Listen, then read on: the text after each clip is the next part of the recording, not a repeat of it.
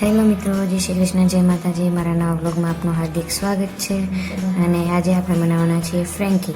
તો ચાલો ફ્રેન્કી માટે કયો કયો જરૂરી સામાન છે તે આપણે જોઈ લઈએ। મેં ફ્રેન્કી બનાવવા માટે 4 અમૂલ ચીઝના ક્યુબ લઈ લીધા છે, આમચૂર પાવડર લઈ લીધો છે, ચીલી સોસ લઈ લીધો છે, અને આ છે પિઝા સોસ। પછી આ છે ઘરે બનાવેલો મસાલો, ગરમ મસાલો, મરચું, હળદર નાખીને। આ છે બટર, બારીક કાપેલા પેપ્સિકમ લઈ લીધા છે અને બારીક કાપેલી કોબી પણ લઈ લીધી છે। અને આ છે બટેટાનો માવો જે બનેલો છે બાફેલા બટેકાનો, અને તેમાં કાંદા અને પેસ્ટ જેમ કે આદુ લસણ પેસ્ટનો વઘાર કરેલો છે।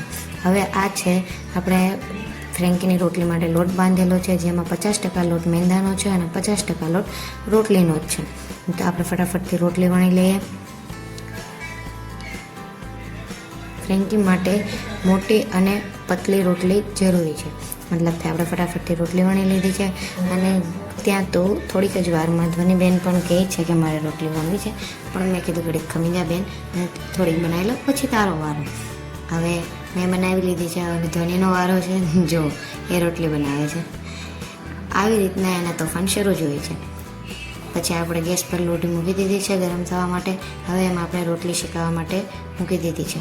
આ રોટલીને આપણે ડેઈલી બનાવવાની રોટલીને જેટલી શેકીએ તેટલી શેકાવા દેવાની નથી, કારણ કે આ પાછી બટરમાં પણ શેકાવાની હોય છે, એટલે આપણે થોડી રોટલી શેકાવા દીધી છે। ત્યારબાદ આપણે બટરમાં રોટલી શેકવાના છીએ। બટરમાં રોટલી શેક્યા બાદ તેને 2 સાઈડ બટરમાં શેકવાની। થોડી રોટલી શેકાઈ જાય એટલે એમાં આપણે આ સોસનું મિક્સઅપ કરેલું છે, ચીલી સોસ, પિઝા સોસ અને ટોમેટો કેચઅપનું, તે આપણે એમાં લગાવી દેવાનું છે। આ બટેટાનો માવો છે જે આપણે આવી રીતના વચ્ચે લગાવવાનો છે, એની ઉપર બારીક કાપેલી કોબી, પેપ્સિકમ, મરચાં અને જે આપણે મસાલો બનાવ્યો હતો એ આપણે એડ કરીશું। મસાલો નાખ્યા બાદ જરૂર પ્રમાણે તમારા સ્વાદ અનુસાર તમે નાખી શકો છો। તો થોડીક વાર શેકાવા દેવાની છે।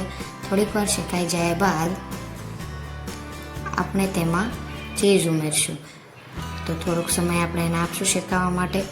હવે આપણે તેમાં ચીઝ ઉમેરશું અને ત્યારબાદ તેને થોડીક જ ક્ષણો માટે શેકાવા દઈશું। ચીઝ ઉમેર્યા બાદ તેમને એકદમ ક્લોઝ કરી દઈશું। તમે જોઈ શકો છો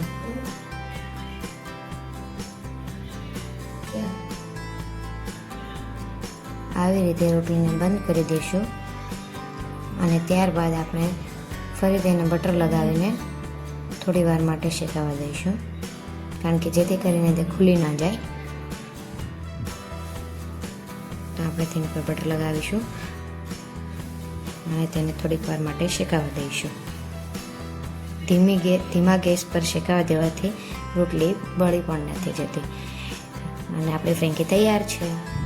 તમે જોઈ શકો છો ફ્રેન્કીનો કેટલો મસ્ત લુક આવી રહ્યો છે। આ માત્ર દેખાવમાં જ નહીં પણ સ્વાદમાં પણ એટલી જ સ્વાદિષ્ટ હતી।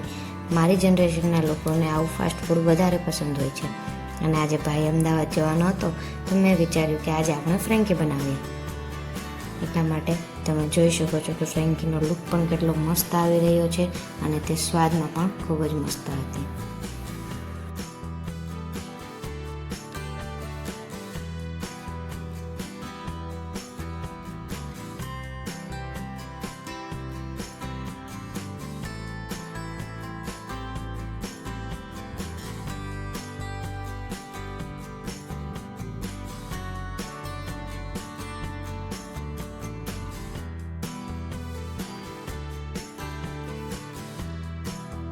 હવે આપણે જમીને ફ્રી પણ થઈ ગયા છીએ, અને તમે જોઈ શકો છો ભાઈને જવાનો ટાઈમ થઈ રહ્યો છે અને એના બેગ પણ તૈયાર થઈ ગયા છે, અને તે જવા માટે પોતાના બેગને બહાર પણ લઈ જાય છે, કારણ કે બસનો ટાઈમ થઈ ગયો છે અને હવે તે જાય છે।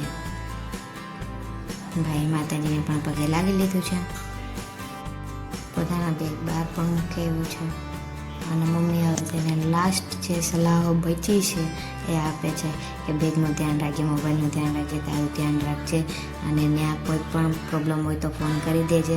આખો દિવસ આ જ ચાલ્યું છે છતાં પણ, અને ભાઈનો ટાઈમ થઈ ગયો છે અને મોટા ભાઈ તેને ગાડી લઈને મૂકવા જાય છે। ફાઇનલી બાય, આપણે પણ એને બાય કહી દીધું છે।